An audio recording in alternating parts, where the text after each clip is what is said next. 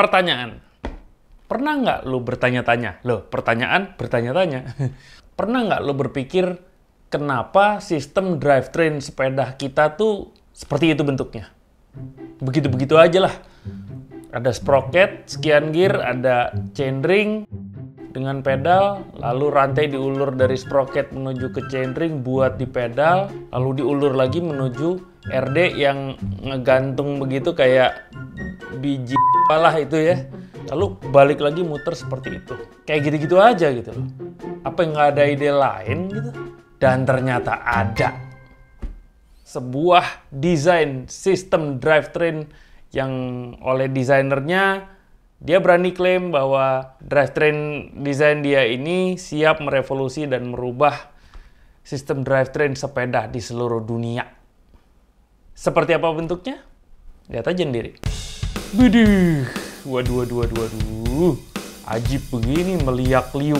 Idih, cakep men. Loh, RD-nya mana? RD-nya ngumpet.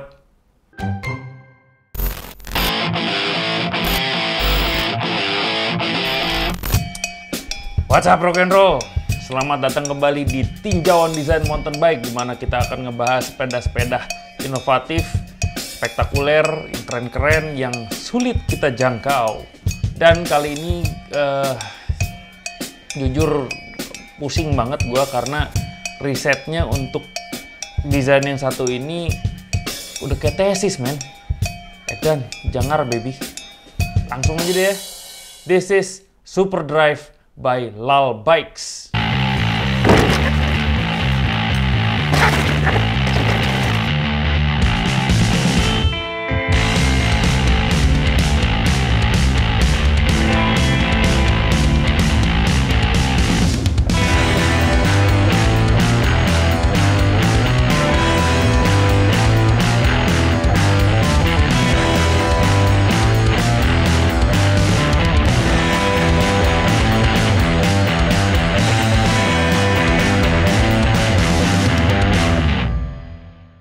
Kenapa namanya Lal Bikes?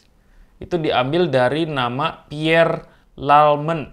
Itu yang konon katanya, jangan dibalik kononnya, adalah desainer sepeda pertama di dunia. Jadi si orang ini ngambil Lalnya untuk nama perusahaan dia, Lal Bikes. Nah, cerita awalnya lucu nih.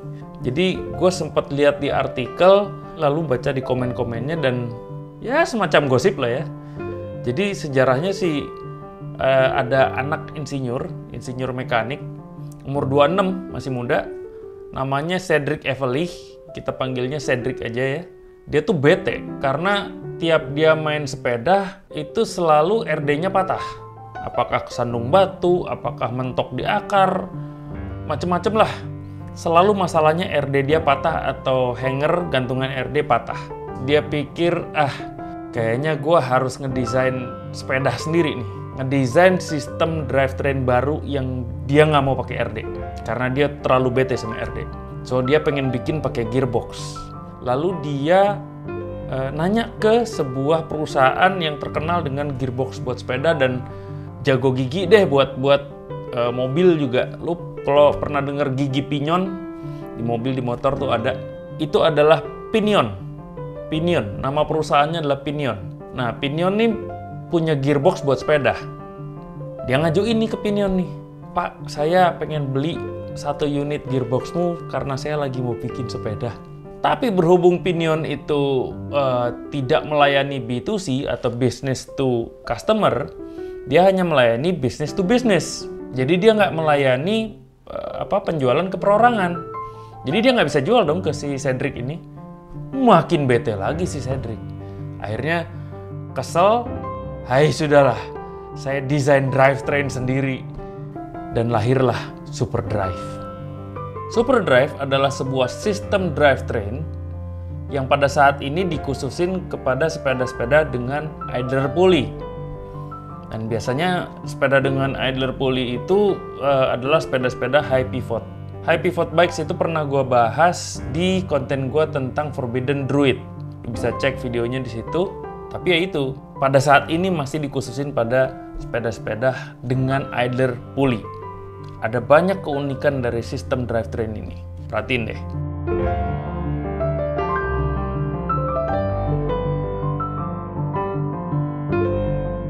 Add-on kan? Nah, gimana prinsip kerjanya? Mari kita bahas. Nah, perhatiin ya. Itu rantai dari sprocket itu diulur ke idler pulley dulu. Lalu turun ke chainring buat pedaling. Lalu biasanya kalau high pivot kan langsung ke belakang, ke RD kan. Ini naik dulu men. Naik dulu menuju ke pulley lagi. Entah pulley apa nih, ntar kita bahas. Dari pulley ini, dia baru diulur ke belakang ke arah sprocket. Yang mestinya ketemu RD di bawah, ini enggak. Ini ketemu RD-nya justru di depan sprocket. Aneh nggak tuh? Biasanya kan di bawah sprocket, yang posisinya kayak biji itu. Ini justru ada di depan sprocket. Dan ini yang gue bilang RD-nya ngumpet. Dan inilah tujuan Super Drive awal diciptakan adalah untuk bikin RD itu nggak gampang kebaduk, nggak gampang kesandung, kepentok, sehingga menjadi patah. Jadi RD-nya dinaikin, diumpetin ke dalam frame sekalian. Genius kan? Nah, tapi di proses desainnya, dia jadi punya tanggung jawab nih.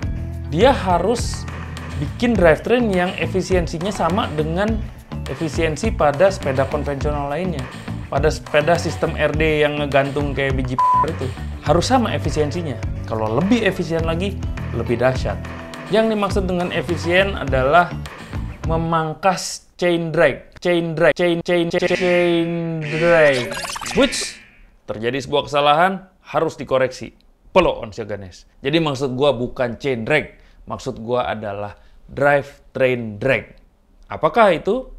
Itu adalah tarikan nggak perlu yang justru menahan atau menghambat flow rantai berputar di keseluruhan drivetrain.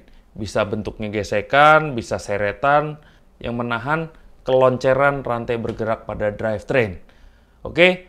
Jadi dari titik ini sampai ke akhir video, kalau ada istilah chain drag, harap ingat-ingat untuk diganti dengan drivetrain drag. Oke?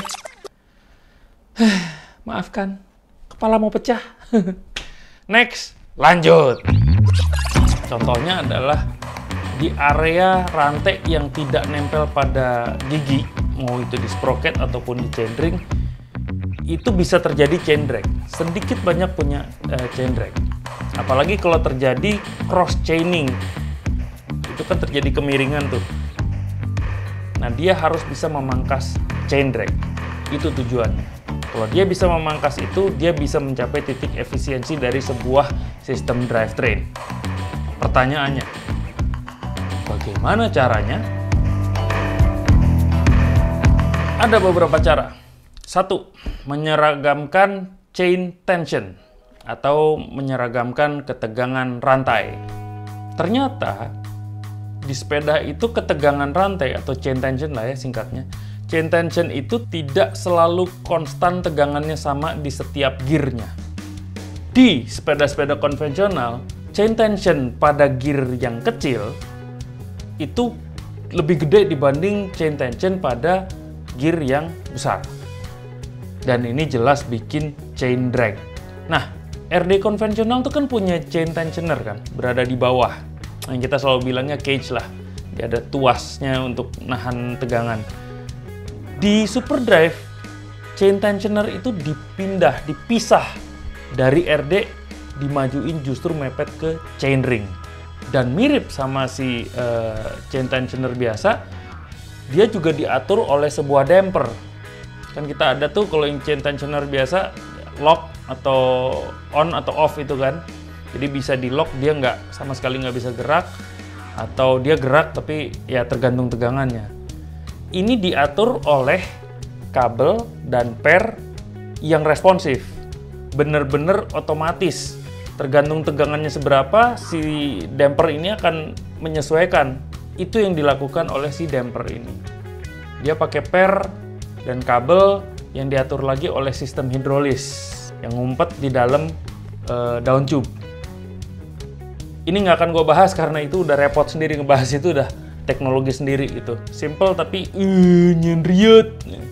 Tapi dengan sistem chain tensioner pindah ke depan dan diatur oleh si damper itu, yang terjadi adalah mau tegangan rantai itu kenceng dengan perlahan atau dengan ujuk-ujuk atau dengan ngedadak, itu si tensioner akan selalu dengan mudah adaptasi dan merespon gitu dengan cepat, sigap gitu loh.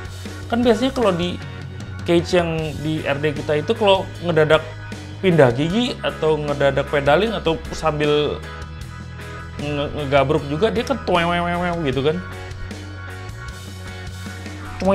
gitu tuh.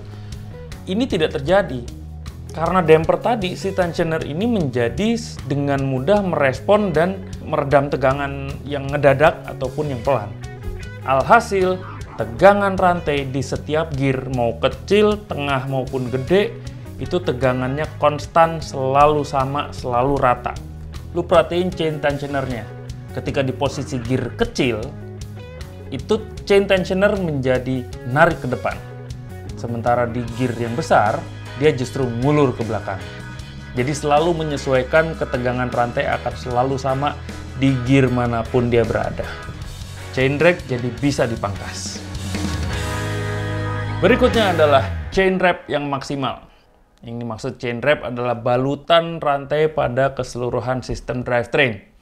Kalau lu perhatiin, di sepeda konvensional itu, jumlah mata rantai yang nempel pada gigi, mau itu di sprocket ataupun di chainring, itu cuma segini ini. Jadi selama kita pedaling, cuma beberapa mata rantai aja yang kerja keras. Ini namanya perbudakan rantai, men. Sementara, layout rantai di SuperDrive itu sangat maksimal. Idler pulley kena, chainring full, hampir full kena, habis itu masuk ke pulley chain tensioner, full, hampir full lagi.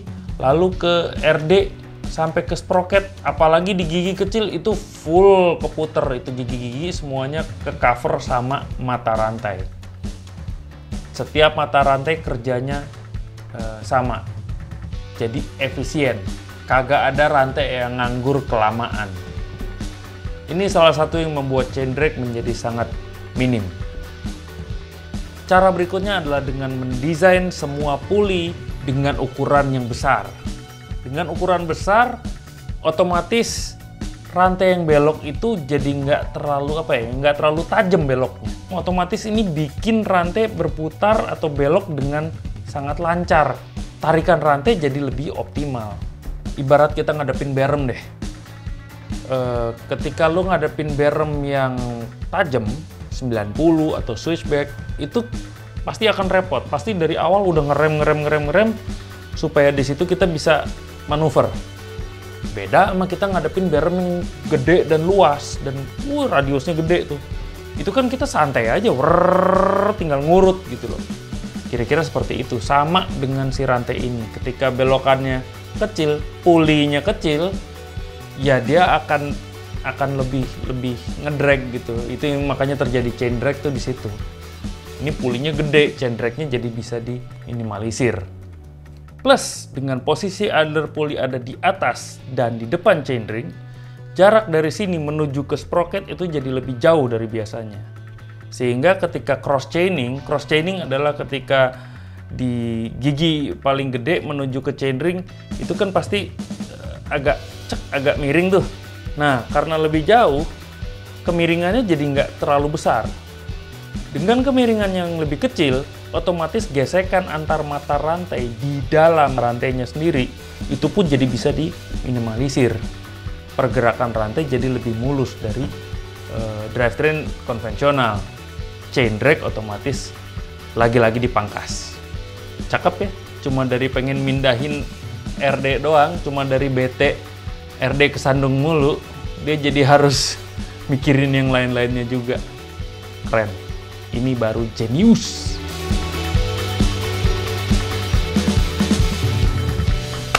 So, kesimpulannya adalah secara keseluruhan SuperDrive memberikan banyak solusi.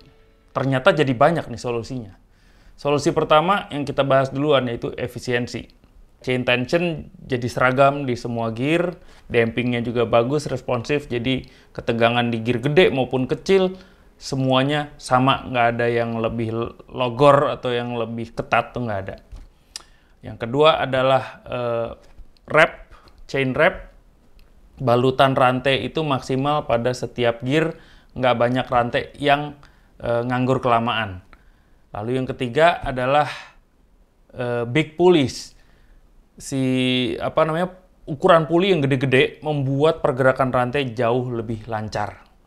Lalu selain efisiensi adalah justru tujuan awal dia ngedesain SuperDrive ini, yaitu posisi RD yang berada di depan sprocket ngumpet di dalam frame.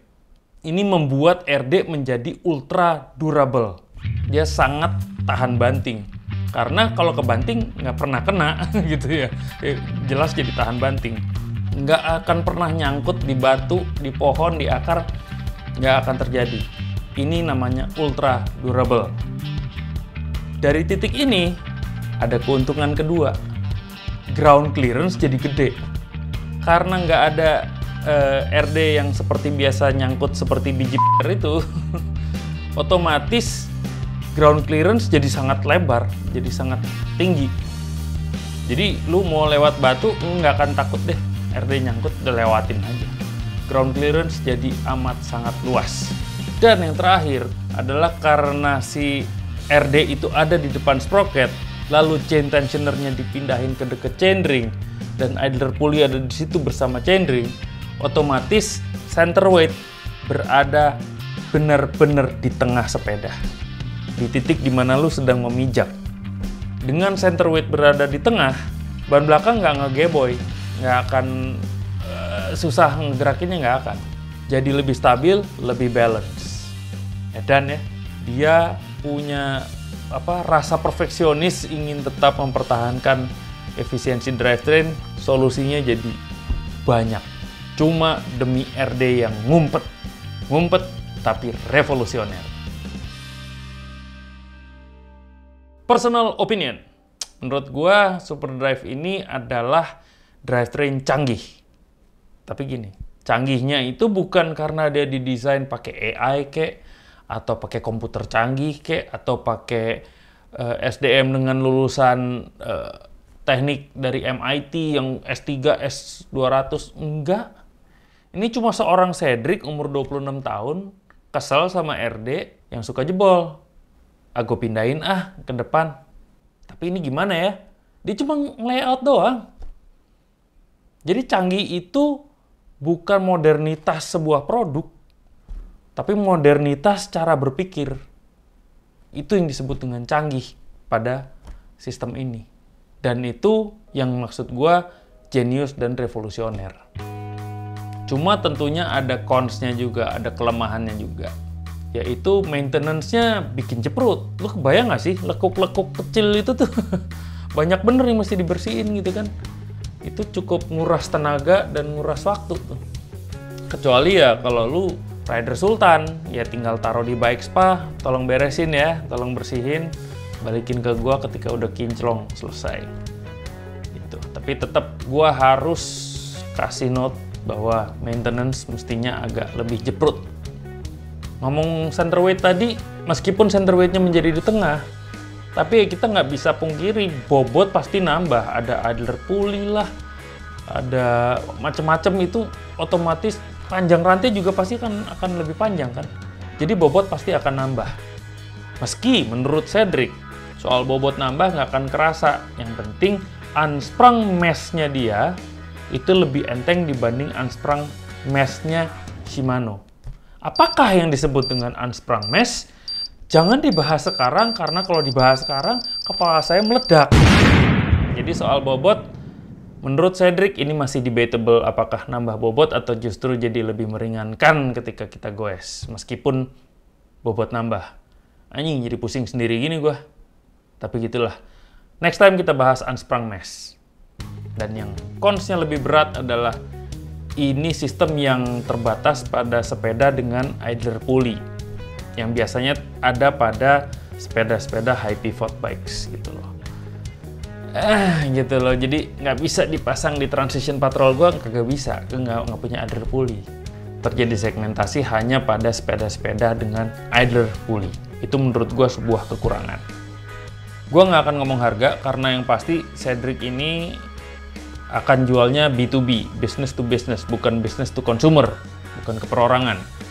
Meskipun dia sempat bilang bahwa kalau ada mahasiswa yang pengen bikin science project pakai sistem gua, silahkan, akan gua support. Mungkin ada dendam sedikit sama Pinion Gearbox dulu. Tapi ketika dia udah mass product, pasti dia akan jual ini ke brand-brand sepeda daripada ke perorangan. Dan itu sudah terbukti. Udah taken kontrak sama Nicolai dan sudah diterapkan pada the superbike-nya Nicolai, yaitu Nicolai Nucleon.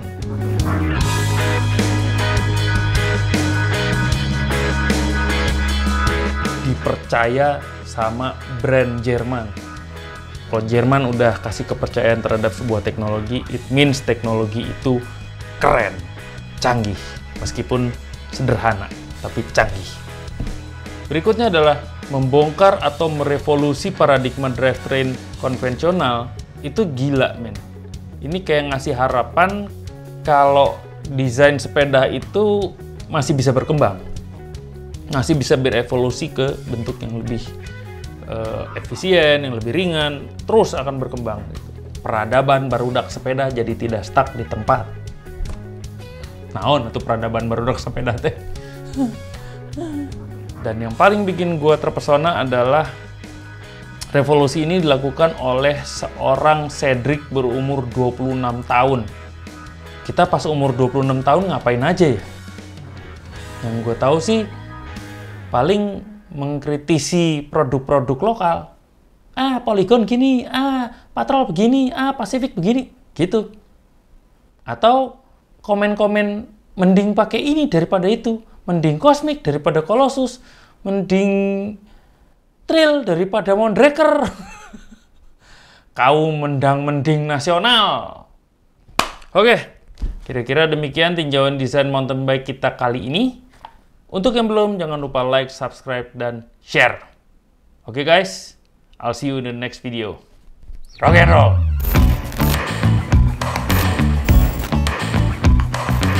By the way, gue baru dapat info A1. Gosip A1 dari Accardinale. Bengkel Dewi Accardinale. Katanya Shimano sudah punya desain RD yang baru. Dengan penekanan pada desain chain 10. Benar justru. Apakah dia panas sama Superdrive? Sedang proses dipatenkan. Seru guys, seru banget.